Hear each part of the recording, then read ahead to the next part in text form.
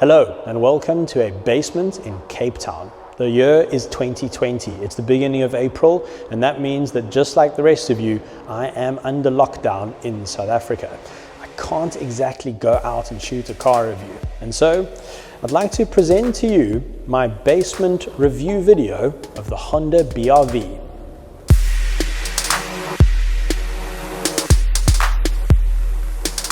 Now, normally this wouldn't be too difficult. We'd head out to a country road somewhere, shoot some tracking shots, some beauty shots, some details, and I'd talk some nonsense to camera. But today, this is my crew. Yeah, so just bear with me. And so, with my excellent Cars.co.za crew staying safely at home, I had to make a plan. Check this awesome panning shot I got, and this headlight flare. This is some A-grade material right here. If I'm honest though, this became very difficult very quickly, and so I went back to what I was used to, offering solid consumer advice. So what I've done to help us better understand the segment that the Honda BRV competes in is create this handy pricing board. Now, I do apologize that the images are not in full color. I only had a black and white printer at home, but look, I've even included the Cars.co.za logo in the pricing sheets. It's that sort of attention to detail that we aspire to at this company. But a quick run through of the pricing. A BRV starts at 262 and the top spec is 318,000. An Avanza 243, 289 for the top spec, and an Ertiga very good value at 221 or 288 for the top spec. Now, the reason why there's a picture of the Toyota Rush here is because, one, when I was Googling Toyota Rush, I found a screen grab of myself from my own video on an Indian auto blog, which I thought was hilarious, but also because really the Avanza doesn't compete with the BRV in other markets. However, in South Africa, the Rush is only sold with 5 seats, which means I can't really include it here because this is a 7-seat car comparison. So here we go. This is pretty much a summary of these 3 cars in my opinion. The Ertiga is the best value for money. The Avanza is actually pretty crap and I wouldn't buy one, but it has the best badge. The Honda has the best warranty, it's the highest quality product, it's the most premium product, and it's the easiest to live with. There we go. I think I'm done here. Do I still have to make a video? Are we good? Okay, I'm not talking to anyone. There's no one here.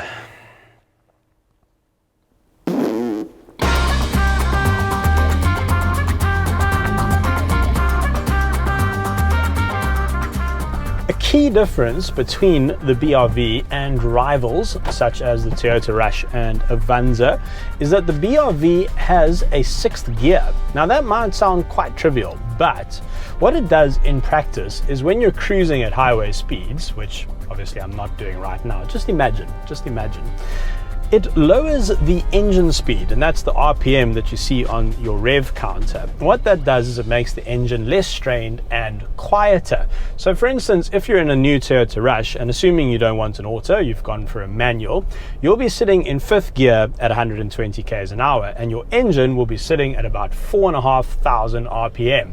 And that means it sounds like a chainsaw. It's not very pleasant. Sorry, I've run out of basement. Oh, I'm just gonna do a quick 3-point turn. But in the Honda, because you've got 6 gears, you can cruise in top gear, which reduces the engine speed, which makes it a lot more pleasant to cruise around in.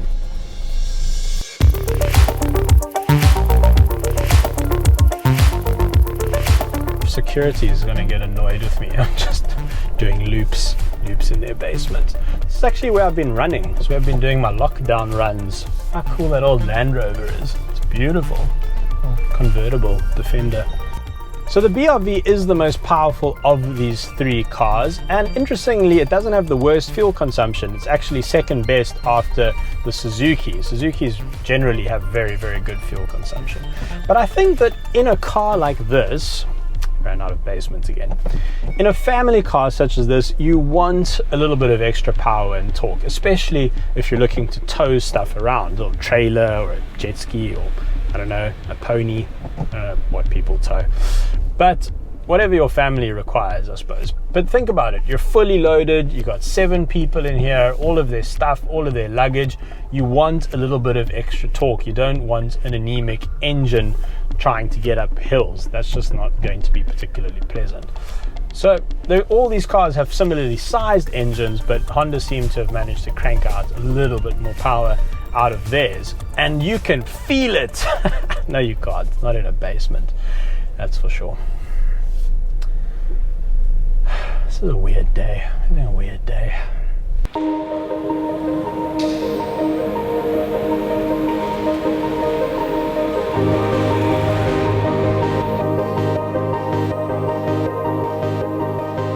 I've been thinking to myself, what is the point of cars like the Honda BRV? And the problem is that in South Africa, nobody buys station wagons. They don't even sell them anymore. And I promise you, they're more practical than SUVs, but that's all South Africans seem to want. And so if you want a hope of selling a car like this, you have to make it look like an SUV. And I think Honda have done that pretty well. But you still get all the practicality of a station wagon. In fact, I think these are more practical than station wagons. There's legroom for days in there, and if you don't need the third row of seats, take them out, and then you've got one of the biggest boots that you can buy in any segment in the motoring industry.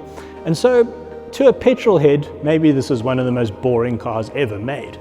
But if you're looking for a family car, this thing makes an enormous amount of sense. Ow. Too old for this. And in case you were wondering how I got these drive-by shots,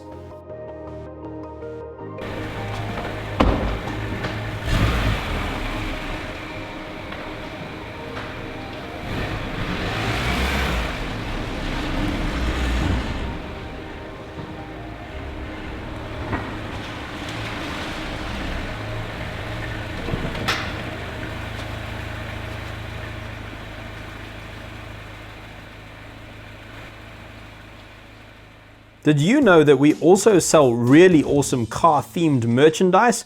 Check out our range of custom t-shirts and prints at our online store now. Simply click on the square box on your screen and we'll take you there, or the link is in the description below. Thanks for watching.